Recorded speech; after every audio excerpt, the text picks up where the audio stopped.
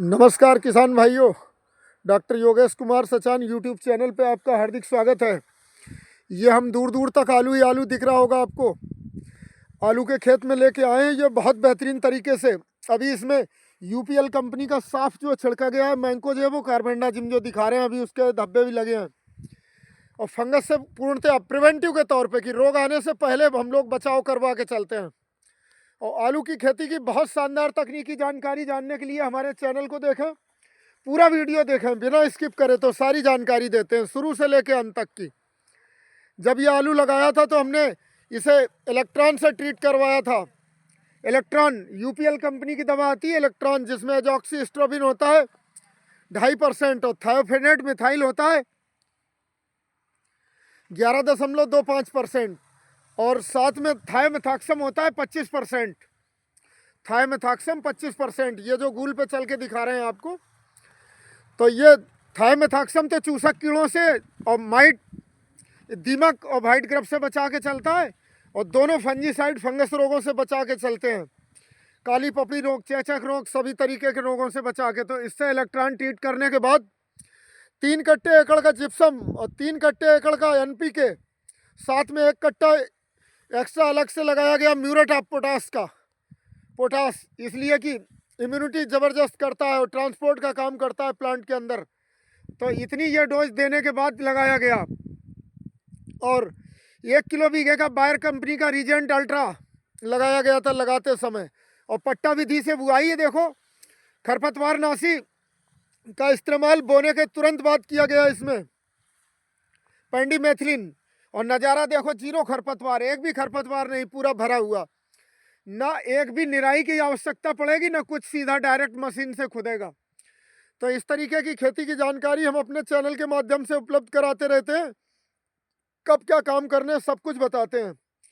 अब ये पहली पानी पे ही ये तीसरा पानी लगेगा, दूसरे पानी पे इसमें दवा छिड़की गई है 63% मैंकोजेब और 12% कार्बेंडाजिम, जो कि इसे फंगस रोगों से बचा के चलेगा। और अभी तक ये 100% सभी रोगों से मुक्त है, कोई रोग नहीं है।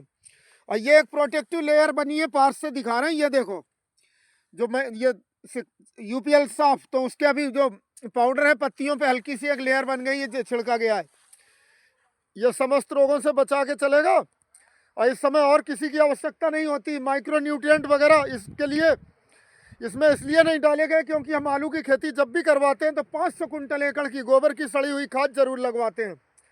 और ये मिल जाती है ज़रूर, डेयरियों से गांव में आराम से आसानी से मिल जाती है।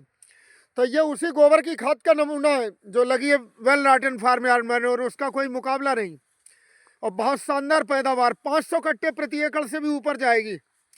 अभी बीच बीच में फिर बताते रहेंगे। और पानी अब लगभग लगेंगे 18 से 20 दिन के अंतर पे, जब चटकने लगे, हल्की नमी बनी रहे। और केवल गूल में दौड़ाया जाता है। इसमें जो सिंगल रो सिस्टम से आलू बोया जाता है, उससे इसकी पैदावार 1.5 गुनी ज़्यादा होती है, क्योंकि इसमें इलाका दुगना मिल रहा है। ये देखो पूरी चौड़ी बेड है।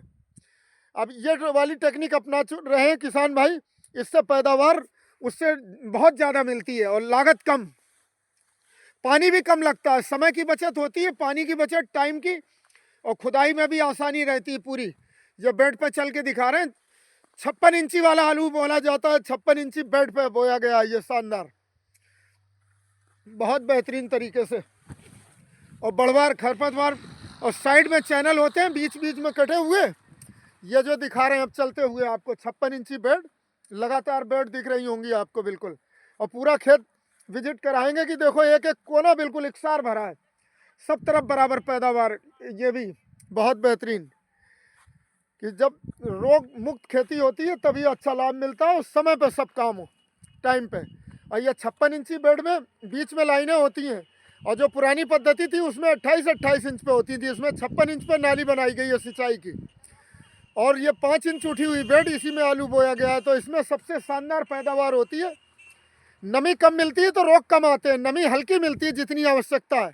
और डबल रो वाले में जब ज़्यादा पानी लग जाता है, घुल जाता है, पानी अधिक हो जाता है, तो उससे अर्ली ब्लाइट, लेट ब्लाइट और ये इन तरीके की समस्याएं ज़्यादा आती। नमी ज़्यादा होने पर फंगस तुरंत डेवलप होता है। तो एक शानदार नज़ारा जो आपको दिखाते हुए, इस तरीके से आलू की खेती करें और मुनाफा कमाएं। और सबसे ज़्यादा अर्निंग देने वाला अगर कोई फसल चक्र है तो वो आलू, आलू के बाद मक्का और मक्का के बाद धान, ये 3 फसलें साल में करी जाती हैं और इनसे सबसे ज़्यादा अर्निंग होती है। मक्का भी बहुत ज़्यादा अर्निंग देती है, धान भी। और धान करने से खरपतवार ख़त्म हो जाते हैं, धान के बाद खरपतवार बहुत कम होते हैं। और इसमें एक ही बार खरपतवारनाशी का इस्तेमाल करा गया, वो 45 दिन तक रोक के रखता है। प्री इमरजेंस वीडीसाइड बोलते हैं, पैंडीमेथिलिन किसी भी कंपनी का छिड़क सकते हो। उसमें पनीडा छिड़का गया था टाटा कंपनी का, वो बुआई के तुरंत बाद, तो वो खरपतवारों के जर्मिनेशन को ही रोक देता है। और जब धान कर दिया जाता है, धान का रोटेशन, तो वो धान में अपने आप मोथा सड़ जाता है जब धान लगाया जाता है, पडलिंग करी जाती है। तो इस तरीके से ये फसल चक्र अपना के किसान भाई अपनी आमदनी दोगुनी नहीं 3 गुनी कर सकते हैं। और ये कोल्ड स्टोरेज वाला आलू है, मेन क्रॉप है, ये कोल्ड स्टोरेज में रखा जाएगा। और रेट अच्छा मिलने पे अगर किसान भाई चाहें तो कुछ मार्केट में बेच सकते हैं अपने हिसाब से, अपनी सहूलियत से, जैसे चाहें, अगर उन्हें लागत के लिए पैसे की आवश्यकता है। और यह बेहतरीन नज़ारा पूरे में देखो, वो भी फंजीसाइड का ही हमारा मकसद है दिखाने का। ये जो यूपीएल कंपनी का साफ छिड़का गया है, धानुका का सिक्सर भी छिड़क सकते हो, एक लेयर बनी है फंजीसाइड की। ये देखो पत्तियों पे हल्की सी 2 ग्राम दवा 1 लीटर पानी, हर जगह लेयर बनी है। ये जो दिखा रहे हैं पास से 2 ग्राम दवा 1 लीटर पानी में भरा के स्प्रे करा जाता है। बस इसी से शानदार काम हो जाता है कि अब फंगस रोगों से बचा के रखेगा, रोग मुक्त। और जिसने अर्ली ब्लाइट लेट ब्लाइट दोनों से कंट्रोल पा लिया तो उसने आलू में विजय पा ली। 2 ही दुश्मन है सबसे ज़्यादा, अर्ली ब्लाइट और लेट ब्लाइट। और इनकी अगर कभी भी सिम्टम देखेंगे तो हमारे चैनल को देखते रहें, उसमें तुरंत वार्न करते हैं कि अब ये दवा लगानी है। उसके बाद फिर ज़रूरत ही नहीं पड़ेगी आपको किसी चीज़ की।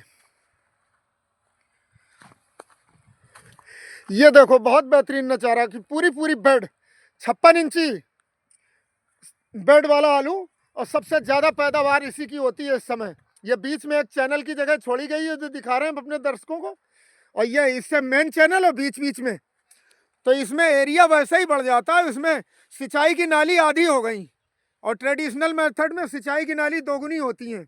और बेड में आलू सड़ता भी कम है, इतने से ही 56 इंच में 28 इंच नमी एक तरफ से जाती है, 28 इंच एक तरफ से, दोनों तर हो जाते हैं। और हल्की नमी में ही आलू अच्छा होता है, और 28 इंच वाले में नमी ज़्यादा हो जाती है, वो पैदावार का कारण कम होता है। और इसी तरीके से उसमें एरिया भी कम मिलता है। इसमें जो सिंचाई की नालियाँ आधी हो गई, तो वो जो नालियों की जगह में भी आलू है इस समय, तो आलू की पैदावार इस वजह से इसकी बढ़ जाती है और ज़्यादा होती है। 500 कट्टे, रिकॉर्ड तो 600-700 कट्टे तक का है इसका, एवरेज 500 कट्टे प्रति एकड़ की पैदावार मिलती है इस विधि से। तो किसान भाई हमारे इसी विधि को अपनाएं, ये सबसे लेटेस्ट और शानदार विधि। अपने बिसौली, चंदौसी, संभल, फरखाबाद, कन्नौज, बदायूं, ये पूरा बेल्ट चले जाओ यहाँ से, तो अब मैक्सिमम किसान जो अच्छी शानदार ज़मीनें हैं तो उनमें यही विधि 56 इंची वाली अपनाते हैं। और सैंडी लोम सॉइल में सबसे अच्छा आलू होता है, दूसरे नंबर पर लोम सॉइल। सैंडी लोम फरखाबाद, कन्नौज की सॉइल है, बिसौली के आसपास की हैं, चंदौसी की, इनमें पैदावार बहुत अच्छी। जहाँ हम हैं साबाद, ये भी साबाद तहसील में भी ज़मीनें हैं, ढकिया के आसपास, ये भी सैंडी लोम सॉइल हैं, लोम से लेके सैंडी लोम, तो इनमें आलू की पैदावार बहुत अच्छी होती है, बिल्कुल संभल की तरह। और संभल तो इस समय आलू का गढ़ माना जाता है। जैसे पहले समय में फरखाबाद को ही लोग कहते थे कि फरखाबाद आलू की में नंबर 1 गिना जाता था। अब इस समय फरखाबाद के आसपास जो कायमगंज का इलाका, कन्नौज का इलाका, इधर आलू बहुत शानदार होता था। लेकिन अब हमारा ये चंदौसी, बिसौली, संभल, ये भी फरखाबाद से भी टक्कर ले रहे हैं, अमरोहा, इन सब इलाकों में आलू की बहुत शानदार खेती होती है। और आलू की ज़मीन का पीएच 7 से 8 के बीच में होना चाहिए। जल निकासी की पर्याप्त व्यवस्था हो कि कभी बारिश हो जाए, जाड़े में भी बारिश हो जाती है, तो पानी निकाला जा सके। जल भराव इसके लिए नुकसान का कारण हो जाता है। जल भराव मतलब ड्रेनेज की अच्छी व्यवस्था हो जिस खेत में भी आलू बोए, जल भराव की समस्या ना हो, फिर घाटे का कोई चांस नहीं रहेगा। अगर आपकी ज़मीन में जल भराव होता है तो ऐसी ज़मीन में आलू न बोए, वहाँ घाटे के पूरे चांस रहते हैं। जल भराव, जल निकासी की अच्छी व्यवस्था हो, जल भराव ना होता हो, सिंचाई के पर्याप्त साधन हो कि समय पे पानी मिले, समय पे पानी, टाइम पे पानी, टाइम पे बुआई, फर्टिलाइजर। और ये जो नज़ारा देख रहे हो, ये नज़ारा है 500 कुंटल प्रति एकड़ के हिसाब से well rotten farm yard manure, सड़ी हुई गोबर की खाद डाली गई है।